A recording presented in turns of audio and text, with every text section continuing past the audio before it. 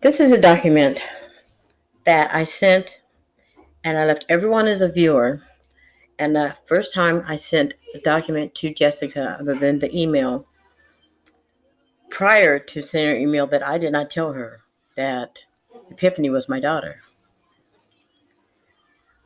And these two links were at the top. But what she did is removed this one, which is the one that included their company,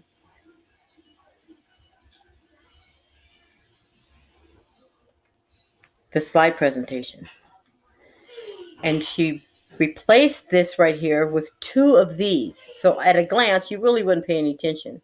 But I did, because I took the equal sign out of this document that made it where it had red highlight underneath. So when I looked and both were red highlight underneath, and I said, she extracted and replaced 5 minutes. I always leave the person that is I call the opponent. I always leave them, I put them in as an editor. As soon as the first time on a document, I drop them in as an editor for 5 minutes and I come back. I copy it. I do copy it before I do this. And when I did it, when I came back in, she had changed the documents. And in that document was information.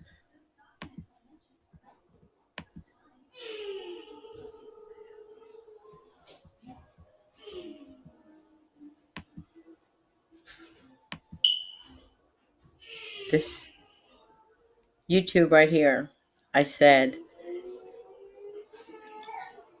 well, at this point, they don't even know that that's my daughter. That's how she found out. A little sneaky.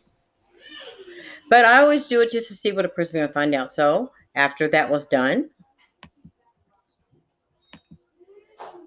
then they sent this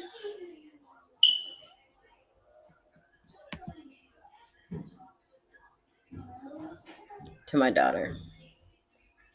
This is the email that they sent prior to me doing that with the document. And I called my daughter and I said, well, they did respond. Therefore, they are aware that you have an advocate. We're going to see if they do it right. You go ahead and handle it from here, and I will deal with the senator's office to see how this whole eviction thing is working out for everybody. That's supposed to be protection, but I don't trust corporate America. They're always bad, no matter what. So they sent the next morning, after she did that to the document, she said, Epiphany, we are also asked that your mother, Jamilah. I never came across as a mother. I came across as an advocate. You don't have the same last name or anything. So we're going to go to this corporate document.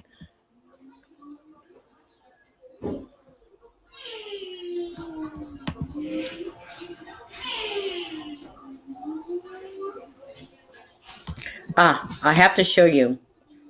Just real quick. Real quick, I have to show you this.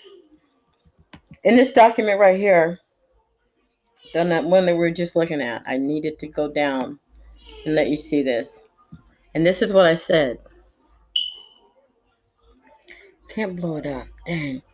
I told her how we recorded everything, and we send everything out, and there's an attachment, carbon copy. But then I also said that we invite the other person in as editor just to see what they do. They always tell on themselves. They always want to intrude and come back with a second threat. It says Jessica deleted the slide presentation that highlighted their company and duplicated with the second slide presentation of coercive power. So that's how she was able. Now, I came as a professional.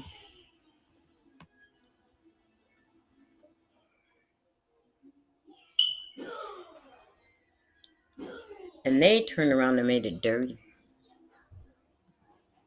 Now, let me show you. I can break it down even slower to you. Let me go to the corporate document.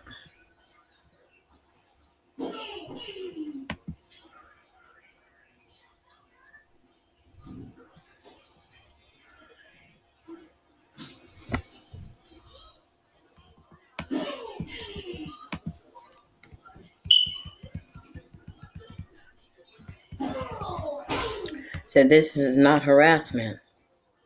It says cease and desist because I was harassing them. This is my business email.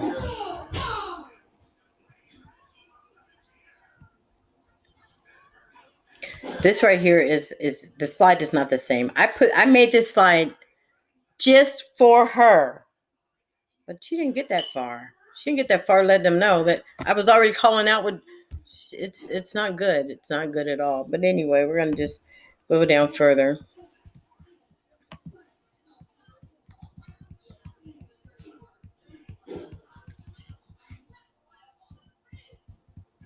Thank you from the team. And it stated that they didn't know if I had received a copy of her lease. So I sent a reply.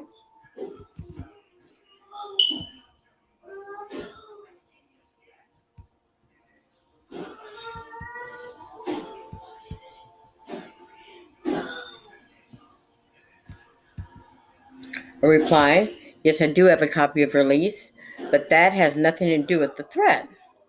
The threat was pay, show she had a job, go to month to month and show she had a job. It was just crazy. It was just absolutely crazy.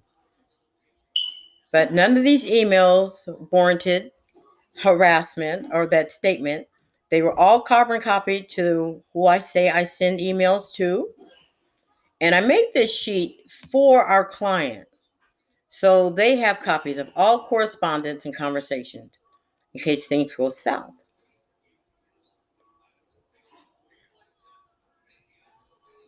And this was a statement from my client.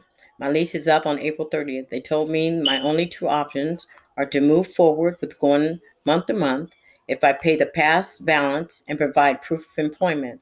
Well, shoot, COVID-19 knocked her employment from underneath her feet. Her roommate left 6 months ago, and she's been holding down a $1,700 a month lease payment. And now that the lease is up, this is the concern I'm getting to the Senate. What happens to everyone who's on a lease? I know I'm on a lease.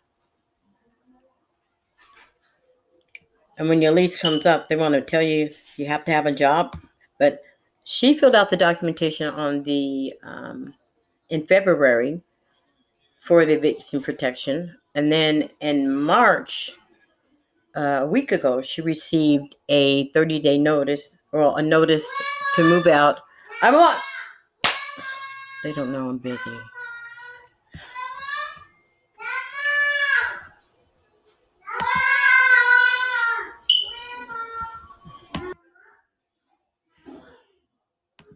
Okay, I'm back. I guess you want to get out of the bathtub. But anyway, back to business. But this is what happened, and it did make sense to me, especially with this that's going on with COVID-19. The threat is what I'm dealing with. So she got someone to help her out, but when they sent her something telling her to tell her mother, T-Mobile did the same thing. I come as a professional. I handle things properly. Then they're going to come right around, and when they find out that I'm her mother, tell your mother she don't cease and desist, then you're going to lose your job. And they are the ones who messed up. These people right here, they could be doing it right. I'm just trying to find out how right are they, because that verbiage is totally wrong. It just doesn't make sense to me. And then the team is going to send, they always threaten our clients, they always threaten us through our clients. I don't get it, but in actuality, they're threatening the client. It's called psychological manipulation. They don't know that they're being threatened, but they are. If you don't tell them to stop them without saying those words, it's silent. So we're going to sit and wait. They said that they were going to send Epiphany. I can call her Nama because she said it's okay. They were going to send her an authorization so they can speak with me. But they said it was a huge misunderstanding regarding this matter. Well, then they tried to cut it off because it's not a huge misunderstanding. It's very simple. And I call it double dipping. All they had to do was send her the release and said, try to be dirty to cover their butts. And I put it like this: I'm not trying to talk to a team. I am talking CEO to CEO, founder to founder. I've been in real estate too, and I know how dirty you guys are. Man, I brokered. I have my license over in Washington, and then here. It's no good. They rip people off. That's subprime, but let not get off into that. But because she's in real estate or property management, don't mean a dang blasted thing in my world, because I know how dirty they are. All right, I'm done. I see that they're not going to let me finish this. I might do it again just so we can go over everything.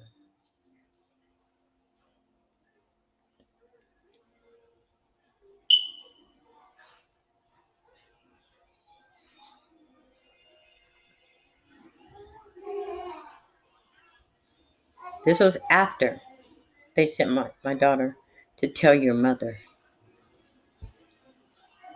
Harassment? This is harassment, corporate America? All right, we'll see. We'll see. We are committed to providing what? Anyway, peace out.